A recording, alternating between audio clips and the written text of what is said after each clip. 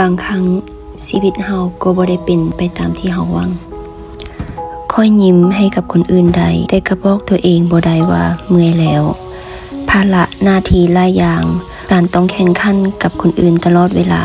เฮ็ดให้บางครั้งลืมไปว่าคนที่กำลังแบกทุกอย่างอยู่นั้นก็เป็นเพียงมนุษย์คนหนึ่ง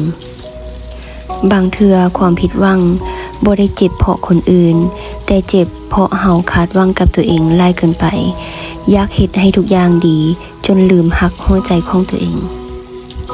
มีหลายคนเห็นเพียงหอยยิ้มแต่บ่มีไผเห็นน้ำตาที่ค่อยกลืนลงไปทุกมื้อ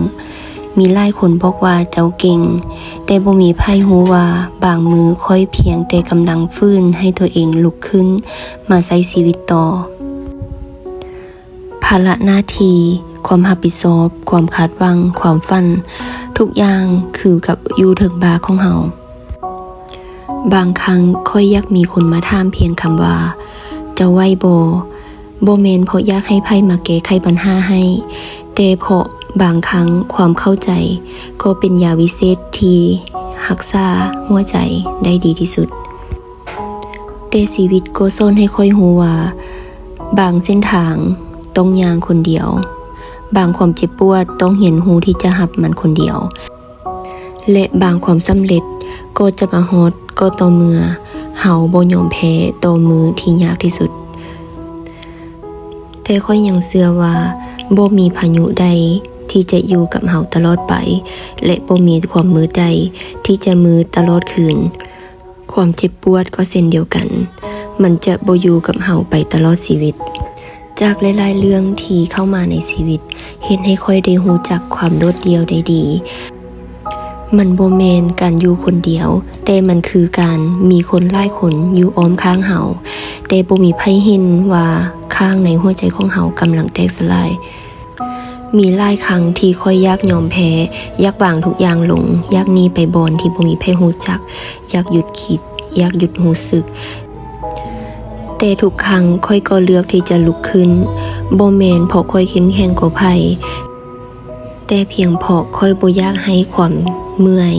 ความเจ็บปวดทั้งหมดที่เฮาได้รับผ่านมามันกลายเป็นศูนย์ค่อยบ่อยากให้น้ำตาทุกหยดเป็นเพียงความเสียใจที่บ่มีความหมายบางคนบอกว่าอดทนอีกอดทนหน่อยนึงแต่มีไผฮู้บ่คำว่าอดทนอีกหน่อยนึงของค่อยมันยาวนานหลายปีแล้วค่อยเสียสละเวลาเสียสละความสุขเสียสละความฝันบางอย่างเพื่อรักษาความฝันที่ใหญ่กว่าบางมื้อมันก็คุ้มบางมื้อก็บ่คุ้ม